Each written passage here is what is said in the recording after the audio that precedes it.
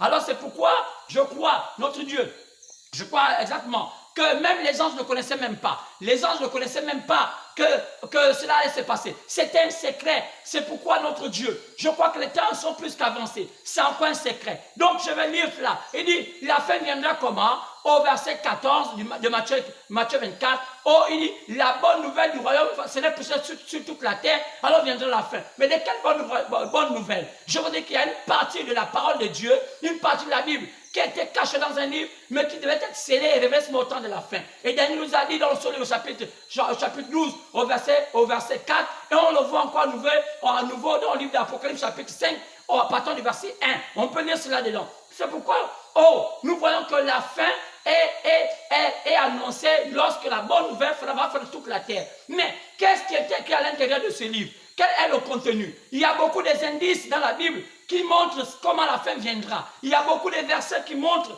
comment la fin viendra. Et on peut regarder ces versets. Je peux seulement les parcourir et regarder. On peut les voir. Il y en a tellement de versets qui parlent de la fin. Et nous allons voir cela. Nous avons, par exemple, le verset de Luc chapitre 17, partant du verset 26 à 30. On dit ce qui s'est passé au temps de Noé va se répéter au temps de la fin.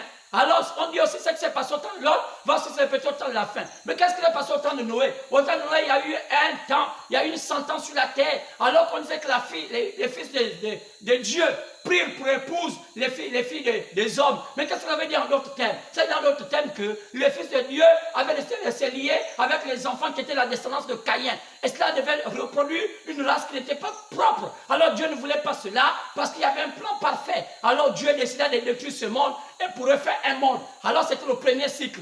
Et c'est pourquoi la même histoire est par un prophète. Ils étaient avertis, au temps de la fin aussi, c'est aussi averti par un prophète. C'est pourquoi on dit aussi ce qui s'est passé au temps de l'autre va se répéter au temps de la fin. Mais qu'est-ce qui s'est passé au temps de l'autre? Au temps de l'autre, il y avait Lot avec son oncle Abraham. Vous savez que Lot était le neveu d'Abraham. Et il fallait qu'ils se séparent parce que Dieu ne voulait pas qu'ils soient, les deux semences soient ensemble parce qu'il y avait une discorde. Alors Abraham prit un côté et l'autre prit un autre. L'autre, là, il y avait tous les trésors où il y avait toute la mondanité qu'on appelait Sodome et Gomorrhe. Et on voit qu'Abraham eut une visitation. Et dans cette visitation, il y avait 3 personnes qui l'avaient visité et c'était 3 anges. Un était Elohim. Pourquoi? Parce qu'il avait la capacité de discerner les pensées du cœur d'Abraham et les autres le suivaient. Alors que lorsqu'Abraham les rencontra, Abraham n'a pas dit mais Seigneur, comme il disait qu'ils étaient plusieurs, il a dit mon Seigneur. Parce qu'Abraham ne croyait pas la Trinité.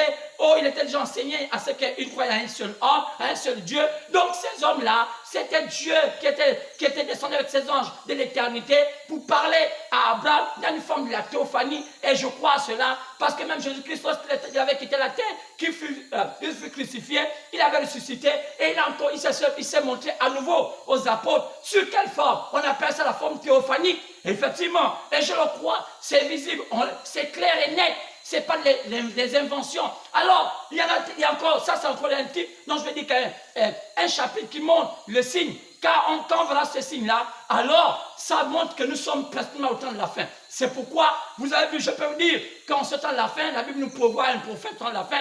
Le livre Malachie, quand nous dit là, il y aura un prophète au temps de la fin.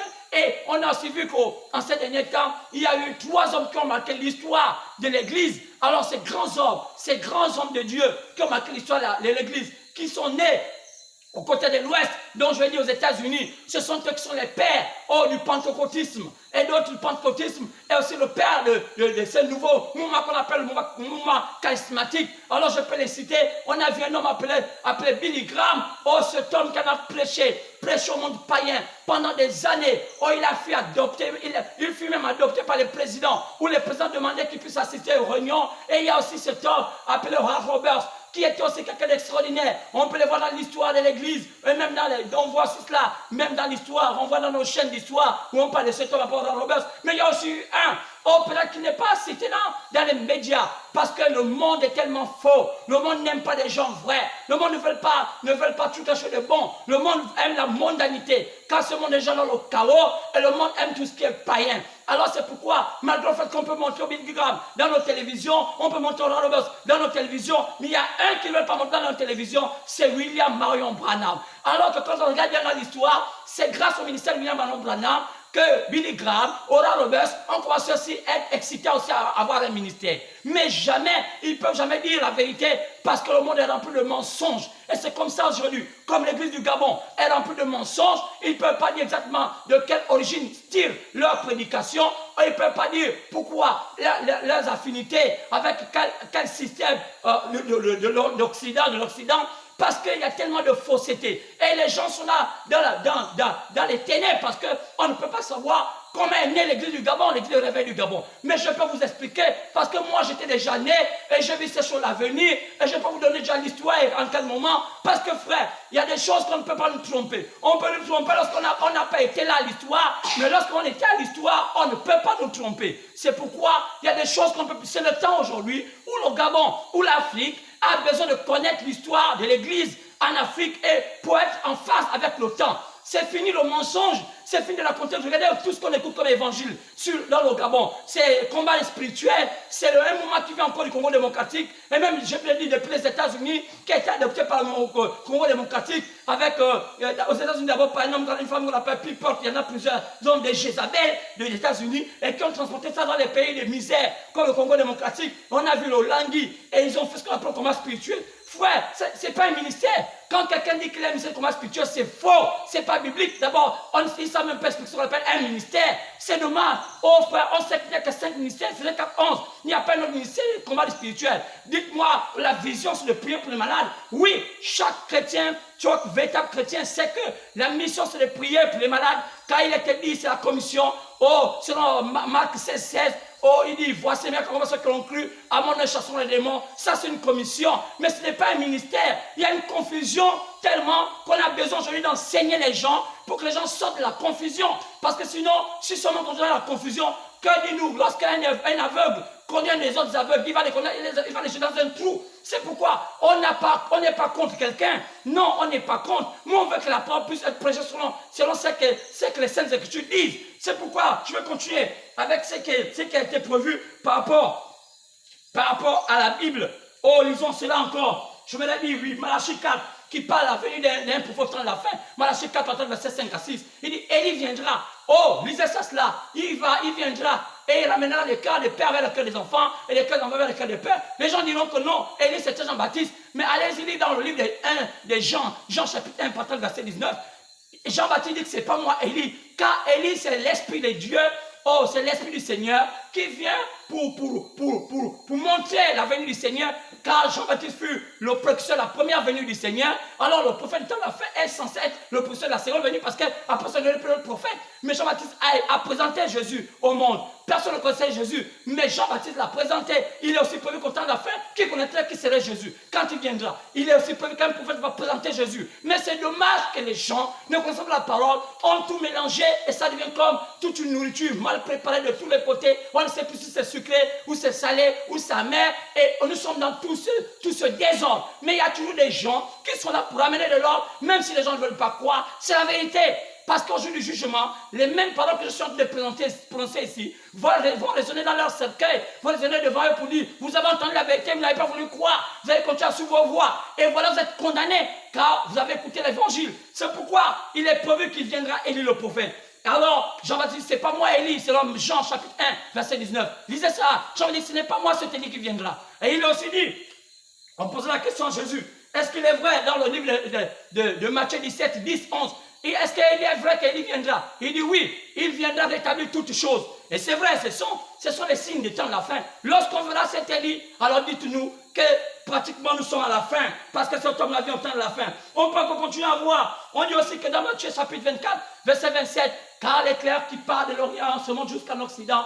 Oh, la trajectoire de la lumière. Et je pense que la lumière a tout traversé chaque continent. C'est parti depuis l'Est, c'est descendu à l'Europe. Et chaque fois que la lumière est partie dans un continent, ce continent est devenu un continent de lumière. On a vu comment était l'Occident, on a vu comment était l'Orient lorsque la lumière était là-bas. On a aussi vu comment était l'Europe quand la lumière était là-bas. On a aussi vu comment étaient les États-Unis, je veux dire l'Ouest, je veux dire l'Amérique, lorsque la lumière était là-bas. Maintenant que la lumière est en train d'être maintenant en Afrique, les Africains ne connaissent pas que le temps est venu où la lumière est chez eux. Mais qu'est-ce qui s'est passé? Ils s'embibent de tout ce qui est comme magazine, ils s'embibent de tout ce que l'Europe est en train de faire, tout ce que l'Occident te fait, alors que l'Occident est déjà foutu. Oh, avec tout ce qu'ils ont comme Hollywood. Regardez comment ils ont gaspillé nos enfants. Ils ont gaspillé le christianisme. C'est un christianisme à la Hollywood. La musique polluée qu'on écoute, avec tout ce qu'on écoute, qui n'amène plus les gens à la repentance, qui n'amène plus les gens à avoir le souci de servir l'Éternel. Mais nous croyons que nous sommes un temps merveilleux.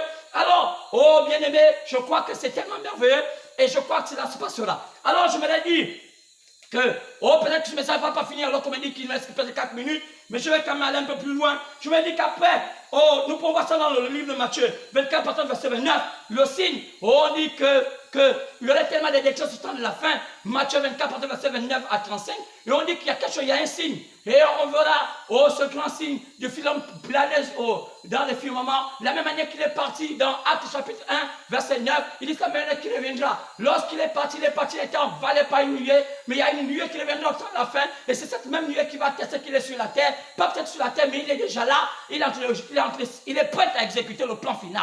Alors, est-ce qu'on n'a pas vu cela? On a vu cela en 1963. Oh, on a vu cela, une nuée qui était dans le firmament, qui formait un visage. Mais dommage que les gens ne croyaient pas toujours. Même la science a filmé cela, mais l'homme était incrédule. Il dit après cela, il enverra ses anges dans le monde entier. Pourquoi? Pour rassembler ses élus. Sur le temps du rassemblement des élus, nous sommes au temps de l'union. Le monde s'unit, les chrétiens aussi doivent s'unir. Je ne veux pas parler des chrétiens des églises, je vais parler des vrais chrétiens, nés de nouveau, pas des systèmes des églises, qui est un système pourri, qui n'a jamais amené les gens à la conversion, mais qui amène les gens à la rébellion, qui amène les gens à tout ce qui est faux. C'est pourquoi notre Dieu est tellement aidant que tout ce qu'il a dit va s'accomplir. Personne, toute chose passera. Le ciel passe, toute chose passera. Mais sa parole ne passera jamais. La terre passera. Toutes ces choses passeront. Mais la parole de Dieu ne passera jamais. C'est pourquoi je crois que nous sommes encore arrivés à un temps merveilleux. Oh, je voulais peut-être encore ajouter cela. Oh, c'est vrai. Oh, peut-être qu'on me dit qu'il y a encore un peu de temps. Mais je pense que oui. Oh, on va encore peut-être avoir 14 minutes encore. Je crois qu'on va voir, Dieu va faire grâce. On va encore chercher 14 minutes. Et Dieu va, je crois qu'on va encore, je pense qu'on m'a dit qu'il me reste que 2 minutes. Mais je vous dis, c'est pourquoi je demande aux gens d'investir parce qu'il manque, s'il faut des moyens pour donner accès. Parce qu'un tel message nous demande au moins 1 heure de temps. Alors on ne va pas juste faire 14 minutes pour un tel message. J'ai encore beaucoup de choses à vous dire. Il y a des bonnes choses. Je crois qu'on va demander à la régie là pour nous donner encore 14 minutes. Je crois que ça ira. Et il y aurait assez de moyens pour pouvoir vous envoyer encore quelque chose. J'ai dit, il faut investir car si vous êtes en confinement. Et le but pour vous, c'est de rester assis et d'écouter la parole. Et les mercredis, dès 21h, les vendredis, dès 21h, et les dimanches, de 11h30. Et votre but, c'est de faire ce que vous voulez faire. Un vrai chrétien, quand il écoute la parole, il paie son offrande, il paie sa dîme si possible. Et si vous ne travaillez plus, vous n'avez plus de dîme à payer, si vous n'avez pas de revenus, vous ne payez pas les dîmes, on ne peut pas vous imposer à les voler. Mais il faut penser qu'un chrétien paye son offrande quand il écoute un culte. Quelle que soit l'offrande, c'est ça le but d'un chrétien. Parce que c'est comme ça s'est passé. Le chrétien ne vient pas des païens, le chrétien vient d'Israël. Et c'est comme ça un juif. Un juif paie sa dîme, plutôt son offrande lorsqu'il écoute un culte. Maintenant, lorsqu'il travaille, il est revenu, il paie sa dîme. C'est exactement comme ça. Maintenant, si les païens ne connaissent pas cela, alors c'est merveilleux. C'est pourquoi je vais dire, je vais continuer pour cela, pour dire que c'est vraiment vrai. Et Élie devait venir, et il viendra, et ça fait partie des signes du temps de la fin. Lorsqu'on verra cet Élie, alors parce qu'on dit qu'il vient au temps de la fin, avant que ce monde s'écroule, lisez ça, Malachie 4, partant de verset 5 à 6, c'est vraiment avant que le monde s'écroule, alors Élie viendra, c'est la vérité, c'est l'un des signes. Donc, s'il y a déjà ces signes-là, si Élie est déjà venu, ça fait partie des signes du temps de la fin. Maintenant, comment ce monde va s'écrouler, c'est un mystère. C'est caché. Il est dit que tous les mystères qui sont restés en suspens sont cachés dans le livre. Le livre qu'on a vu selon Daniel 12, 4, et celui-là qu'on voit dans le chapitre 5, verset 1. Ce livre-là est caché, tous les mystères de comment fonctionne l'humanité. Oh, bien-aimé, c'est vrai, c'est la vérité. Oh, je crois que Dieu est avec vous. Je pense qu'il n'a pas changé. Il est le même hier, aujourd'hui, éternellement. Vous avez seulement jubilé à votre chaise pour dire Alléluia, Alléluia. Ce message est vrai. Et si